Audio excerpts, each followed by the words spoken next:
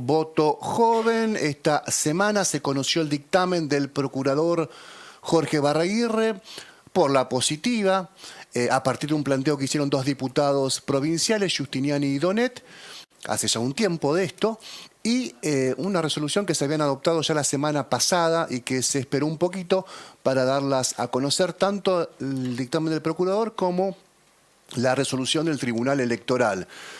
Decíamos, el martes se conoció temprano o por el mediodía la posición del procurador, que fue por la positiva, habilitar a los chicos y chicas entre 16 y 17 años a votar, como ya lo habilita la ley nacional, y a la tardecita de ese mismo martes, el Tribunal Electoral difundió su resolución en donde también no solamente hacía suyo los conceptos y fundamentos del dictamen del procurador, sino que además avanzaba sobre la parte dogmática, la parte de la Constitución federal y provincial, dando cuenta que no había ninguna tensión entre las dos constituciones, que era posible, esto muy resumido se lo estoy contando, que era, también lo contamos durante el día y durante el día de ayer principalmente, que no había ninguna colisión,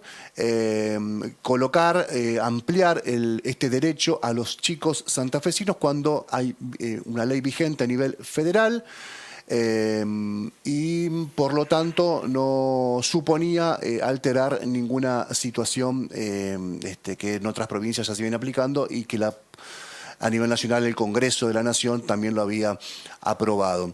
Se criticó esta resolución, por lo menos dos abogados vinculados al derecho constitucional lo hicieron, el doctor Rondina de Santa Fe y el doctor Blando de Rosario. Oscar Blando incluso fue funcionario del socialismo en tres ocasiones, en distintos cargos, en la última vez a cargo de la reforma constitucional, una agencia, una estructura gubernamental que trabajaba sobre la posibilidad de cambiar la Constitución en Santa Fe, cosa que no prosperó, como ya todo el mundo sabe, y la criticó también.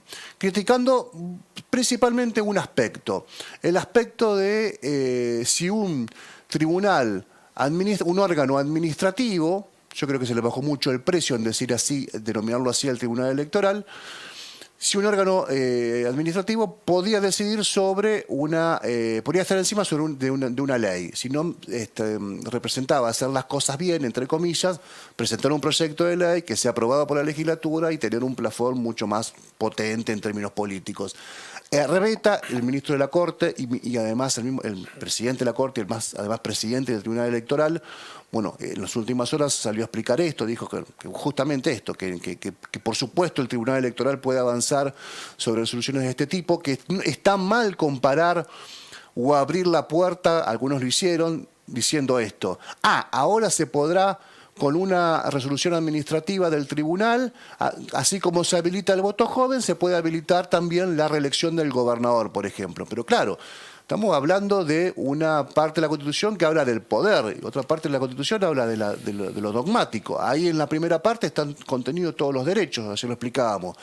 El derecho a la vivienda, el derecho a circular, el derecho a la expresión, el derecho a votar, el derecho al trabajo. Bueno, el derecho a votar justamente, si hay un derecho a nivel federal que lo contempla, ¿por qué no Santa Fe adherir a esta situación? Obviamente, el decidir sobre la reelección del gobernador es decidir sobre algo profundísimo, ¿no? Algo mucho más importante, o tal vez que merezca una discusión en la legislatura o que merezca una discusión con los convencionales constituyentes en una asamblea para modificar esa situación. Por lo cual, y mientras tanto, no ha habido hasta ahora una oposición. Se han escuchado voces críticas, algunos apoderados del partido diciendo nos cambia toda la estructura. Hasta ahora no se ha hecho un planteo de inconstitucionalidad, que ahí deberá resolver la Corte, como dijimos ayer. Y además un otro dato antes ya de ir al invitado. No solamente que no genera un incordio mayor la resolución del tribunal respecto a incorporar a los chicos de 16 y 17, chicos y chicas, sino que además unifica el padrón, porque ese padrón que había que depurar, ese padrón federal que sí tienen los chicos de 16 y 17 años incorporados y que había que depurar o que había que estar atentos en la elección provincial, es el mismo.